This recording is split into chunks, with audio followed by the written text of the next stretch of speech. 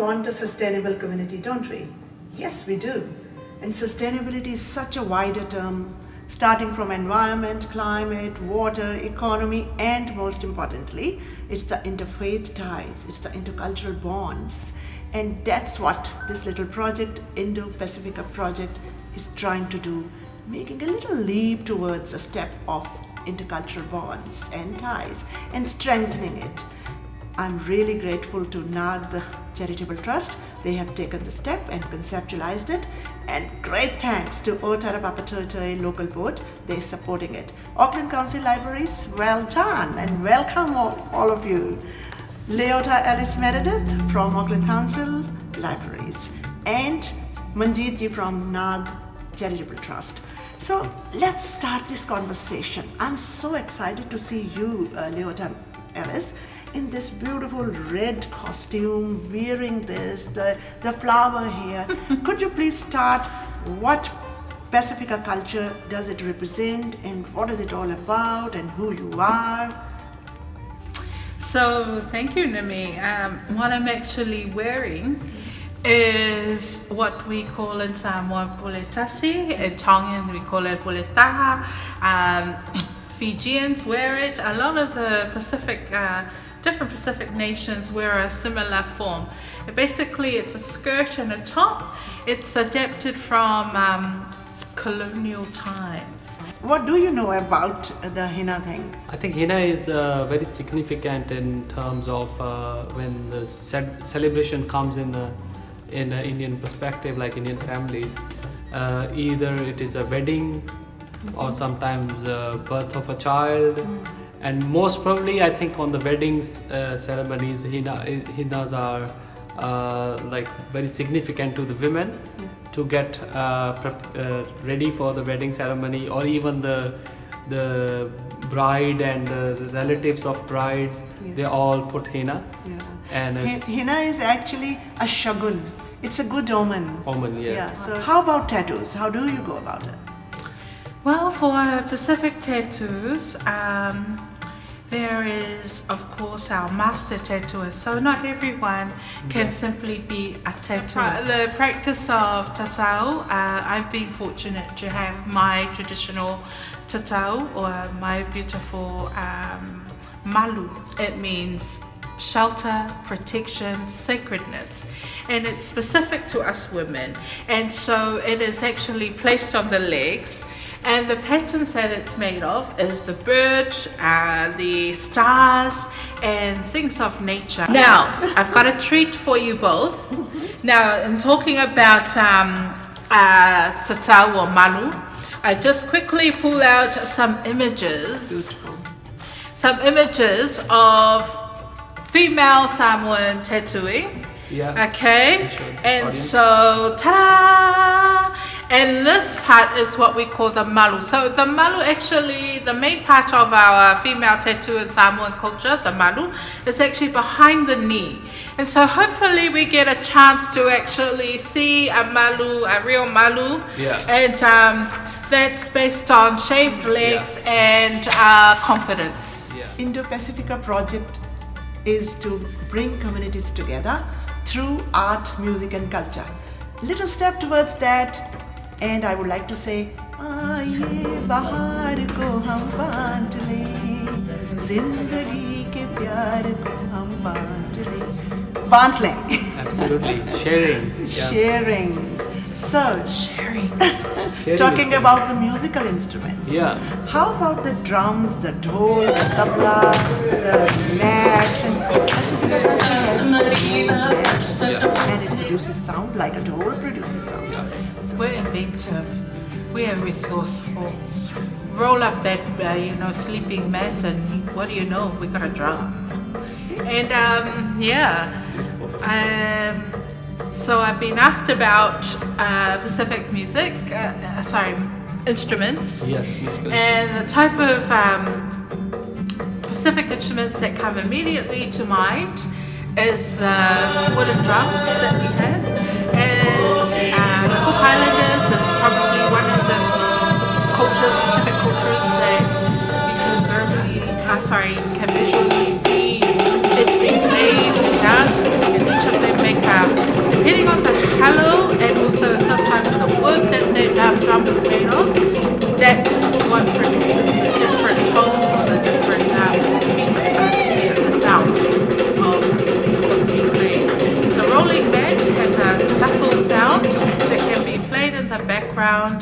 to accompany a choir. The Western world would say choir, but we would say, a group of people singing. And most times that kind of singing is to do with a composed song based on the theme of a day. So this is currently still seen today as part of Polyfest. So for example, on most of the stages in the Pacific cultures, they have a theme, and stages, and they have a theme, and they have to compose a song of the day. Or a message that they need to or would like to to project or to share with the audience. Yeah. And the drums we have in our Indian culture. A variety of instruments from various various states and regions and states.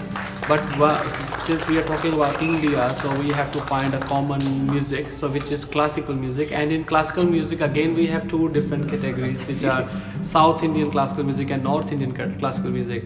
Since I have expertise in North Indian, so we are focusing on North Indian classical music today. But I do want to acknowledge the South Indian music as well.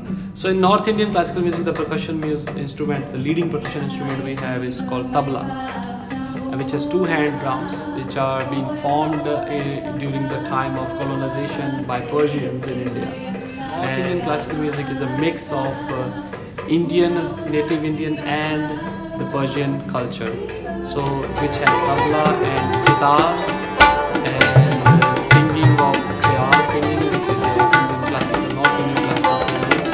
And we have a dance style called Kathak, which is also from North India. Now, same sort of tradition we have in South India, where the percussion instrument is called Mridangam or Ghatam, and the dance is called Natyam or Kuchipudi, and we have a singing style which is different than North Indian. But the commonality is the talams, the circles, the cycles of rhythm, and the ragas, which are the singing the scales.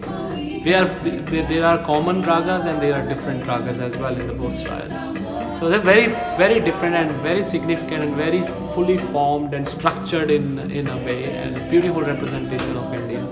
So today we are going to show some Indian classical music performances as well. So we have nose flutes. That's one of our traditional instruments. Yes, and Māori have it.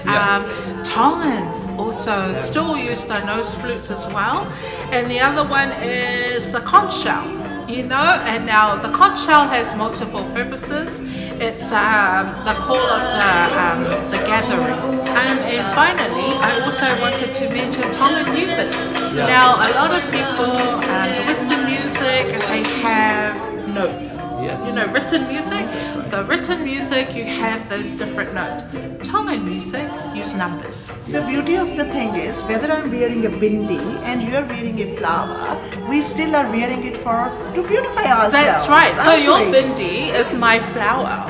My turban. And your turban, yeah. And so the beauty of the thing is that we all are similar.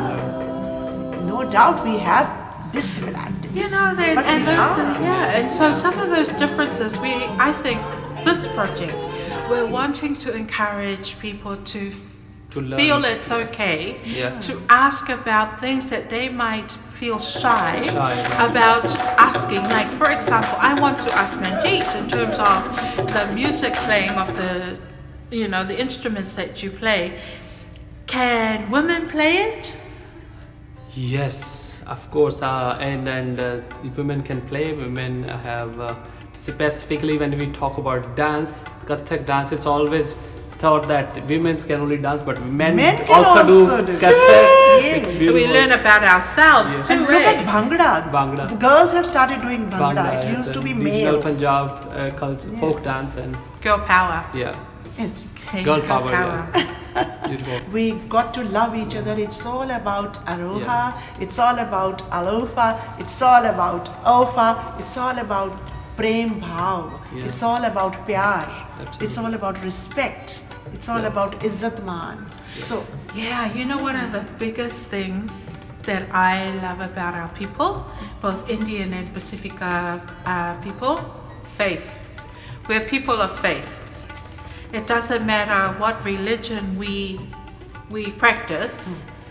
If we are people of faith, we have compassion. We believe in respect. We believe in those things that you had mentioned. This is a part of our motto, which is Manas ki jaat sab hai ek hai pehchan wo at Na Charitable Trust. We believe that no matter, regardless of our culture, our color, our religion, our caste, but we are all humans, and this is our identity. So this project is for all of us, regardless of our culture and religion. Thank you very much. Thank you, and Kaki Te. Mana enhancing, soifua ia manuia. Dhanyavad.